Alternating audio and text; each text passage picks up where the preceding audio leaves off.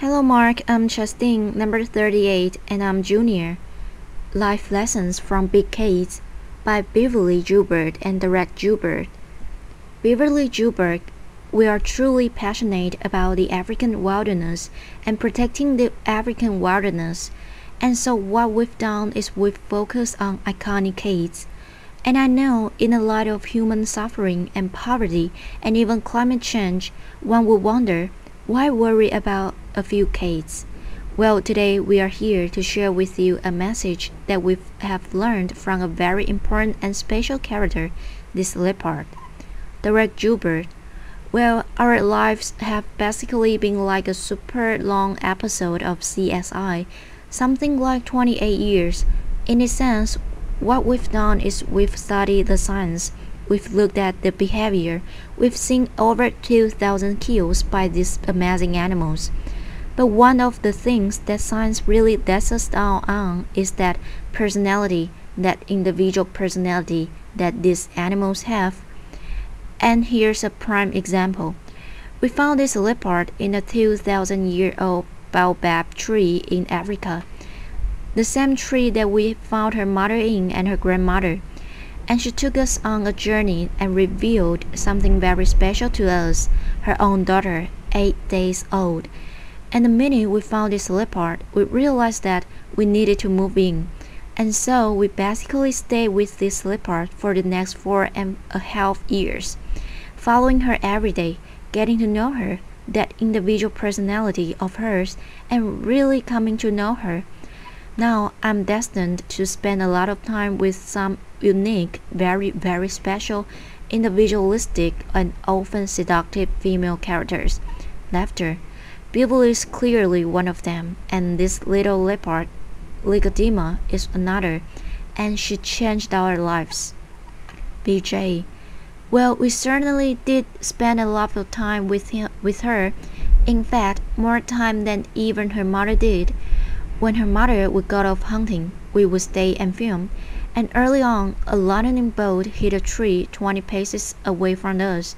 It was frightening, and it showered us with leaves and a pungent smell. And of course, we were stunned for a while. But when we managed to get our wits about us, we looked at it and said, "My gosh, what's going to happen with that little cub? She's probably going to forever associate with that deafening crash with us." Well, we needn't have worried. She came charging out of the thicket straight toward us, sat next to us, shivering with her back towards the wreck, and looking out. And actually from that day on, she's been comfortable with us. So we felt that that day was the day that she really earned her name. We call her Ligodima, which means light from the sky. DJ, now we found this individualism in all sorts of animals, in particular in the cats. This particular one is called Ituadomelo, he who greets with fire. And you can just see that about him, that's his character. But only by getting up close to these animals and spending time with them can we actually even reach out and dig out these personal characters that I have. BJ, but through our investigation, we have to seek the wildest places in Africa, and right now this is in the Okavango Delta in Botswana. Yes, it is swamp. We live in the swamp in the tent, but I must tell you, every day is exhilarating. But also, our hearts are in our throats and a huge amount of the time, because we are driving through water, and it's an unknown territory. But we are really there seeking and searching and filming the iconic cats. DJ. Now, one of the big things, of course, everybody knows that cats had water, and so this was a real revelation for us. And we could only find this by pushing ourselves, by going where no sane person should go, not without some prompting, by the way, from Beverly. And just pushing the envelope, going out there, pushing our vehicle, pushing ourselves, but we've managed to find that these lions are 15% bigger than any others, and they specialize in hunting buffalo in the water. BJ. And then of course the challenge is knowing when to turn around. We don't always get that right, and on this particular day, we seriously underestimated the depth. We got deeper and deeper, until it was at Dereck's chest high. Well then, we hit a deep depression, and we seriously submerged the vehicle. We actually managed to drown $2 million worth of camera gear. We drowned our pride, I must tell you, which was really serious. And we seized the engine. DJ, and of course, one of the rules that we have in the vehicle is that he who drowns the vehicle gets to swim with the crocodiles. Laughter. You will notice also that all of these images here are taken from the top angle by Beverly, the dry top angle, by the way. Laughter. But all the places we get stuck in really have great views, and it wasn't a moment, and these lions came back toward us, and Beverly was able to get a great photograph. BJ. But we truly do spend day and night trying to capture unique footage, and 20 years ago we did a film called Eternal Enemies, where we managed to capture this unusual disturbing behavior across two species, lions and hyenas. And surprisingly, it became a cult film. And we can only work that out as people were seeing parallels between the sluggish side of nature and gang warfare. DJ. It was amazing because you can see that this lion is doing exactly what his name, Echadamelo, represents. He's focused on his hyena and he's going to get it.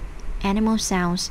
But that's, I think, what this is all about, is that these individuals have these personalities and characters, but for us to get them, not only do we push ourselves, but we live by certain rules of engagement, which mean we can't interfere. This sort of behavior has been going on for 3, 4, 5 million years, and we can't step in and say, that's wrong and that's right, but that's not always easy for us. BJ, so as Dereck says, we have to work through extremes, extreme temperatures, push ourselves at night, sleep deprivation is extreme. We are on the edge through a large part of the time, but for 10 years we try to capture lions and elephants together, and never ever manage it until this particular night. And I have to tell you that it was a disturbing night for me. I had tears rolling down my cheeks. I was shaking with anxiety, but I knew that I had to capture something that had never been seen before, had never been documented, and I do believe you should stay with us. DJ. This amazing thing about these moments, and this is probably a highlight of our career, is that you never know how it's going to end.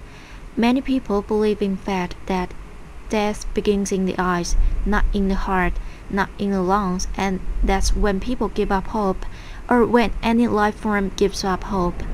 And you can see the start of it here. This elephant, against overwhelming odds, simply gives up hope, but by the same token, you can get your hope back again. So just when you think it's all over, something else happens. Some spark gets into you, some sort of will to fight.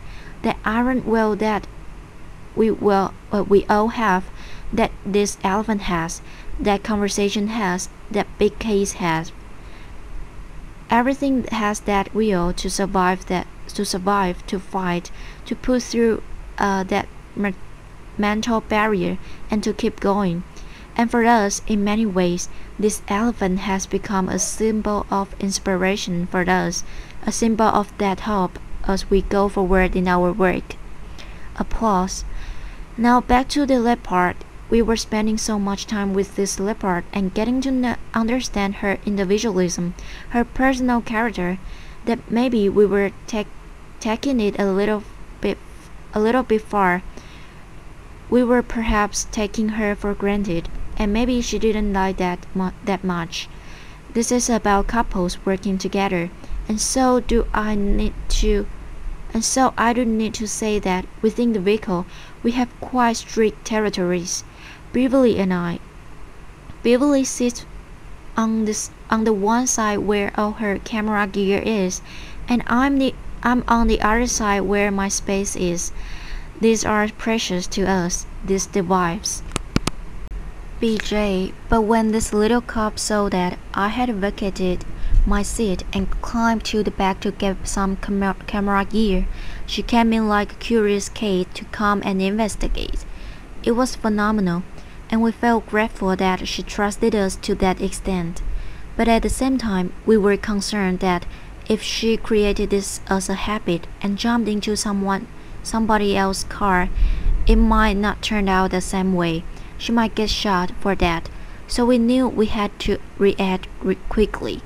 And the only way we thought we could without scaring her is to try and simulate a growl like a mother would make, a hiss and a sound. So Dereck turned on the heater fan in the car, very innovative. DJ, it was the only way for me to save the marriage, because Beverly felt she was being replaced, you see. Laughter. But really and truly, this was how this little leopard was displaying her individual personality. But nothing prepared us for what happened next in our relationship with her when she started hunting. BJ. And on this first hunt, we truly were excited. It was like watching a graduation ceremony. We felt like we were surrogate parents.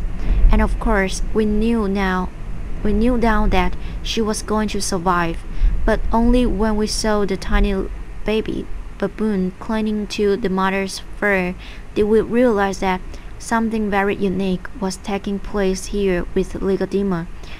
And of course, the baby baboon was so innocent. It didn't turn around, so what we watched over the next couple of hours was very unique. It was absolutely amazing when she picked it up to safety, protecting it from the hyena.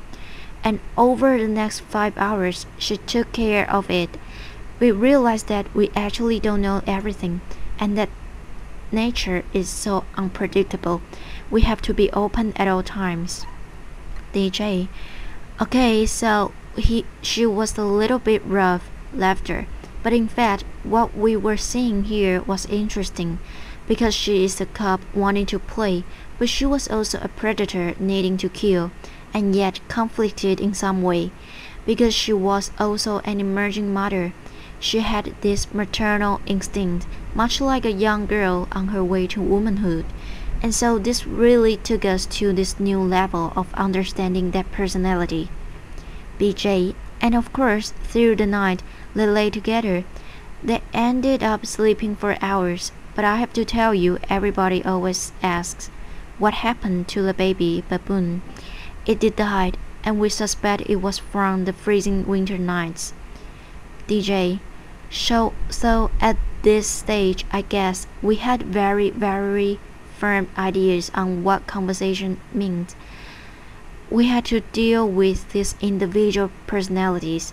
We had to deal with them with respect and celebrate them. And so we, with the National Geographic, formed the Big Case Initiative to march forward into conversation, taking care of the big case that we loved, and then had an opportunity to look back over the last 50 years to see how well we had all collectively been doing. So when Beverly and I were born, there were 450,000 lions, and today there are 20,000. Tigers haven't fared any better. 45,000 down to maybe 3,000. BJ, and then cheetahs have crashed all the way down to 12,000. Leopards have plummeted from 700,000 down to a mere 50,000. Now, in the extraordinary time that we have worked with Ligodima, which is really over a 5-year period, 10,000 leopards were legally shot by safari hunters, and that's not the only leopards that were being killed through that period. There's an immense amount of poaching as well. and so possibly the same amount. It's simply not sustainable. We admire them and we fear them, and yet, as men, we want to steal their power. It used to be the time where only kings wear a leopard skin, but now throughout rituals and ceremonies, traditional healers and ministers, and of course, looking at this lion paw that has been skinned, it eerily reminds me of a human hand, and that's ironic, because their fate is in our hands. DJ, there's a bargaining bond trade. South Africa just released some lion bonds onto the market. Lion bonds and tiger bonds look exactly the same, and so in a stroke, the lion bonds industry is going to wipe up all the tigers. So we have a real problem here, no more so than the lions do, the male lions. So the 20,000 lion figure that you just saw is actually a red herring, because there may be 3,000 or 4,000 male lions, and they all are actually infected with the same disease. I call it complacency, our complacency, because there's a sport, there's an activity going on that we're all aware of, that we condone, and that's probably because we haven't seen it like we are today. BJ, and you have to know that when a male lion is killed, it completely disrupts the whole pride, and a new male comes into the area and takes over the pride, and of course, first of all kills all the cubs and possibly some of the females that are defending their cubs. So we've estimated that between 20 and 30 lions are killed when one lion is hanging on a wall somewhere in a far-off place. DJ, so what our investigations have shown is that these lions are essential. They are essential to the habitat. If they disappear, whole ecosystems in Africa disappear. There's an $80 billion a year ecotourism revenue stream into Africa. So this is not just a concern about lions, it's a concern about communities in Africa as well. If they disappear, all of that goes away. But what I'm more concerned about in many ways is that as we delink ourselves from nature, as we delink ourselves spiritually from these animals, we lose hope, we lose that spiritual connection, our dignity, that thing within us that keeps us connected to the planet. BJ, so you have to know, looking into the eyes of lions and leopards right now, it is all about critical awareness. And so what we are doing in February, we are bringing out a film called The Last Lion. And The Last Lion is exactly what is happening right now. That is the situation we are in, the last lions. That is, if we don't take action and do something, these plants will be completely devoid of big kids, and then in turn, everything else will disappear. And simply, if we can protect them, we are going to have a job protecting ourselves as well. DJ, and in fact, that original thing that we spoke about and designed our lives by, that conversation was all about respect and celebration, is probably true. That's really what it needs. We need it. We respect and celebrate each other as a man and a woman, as a community and as part of this planet, and we need to continue that. And Legodema, we can report in fact that we are grandparents. Laughter. BJ and DJ, thank you very much. Applause.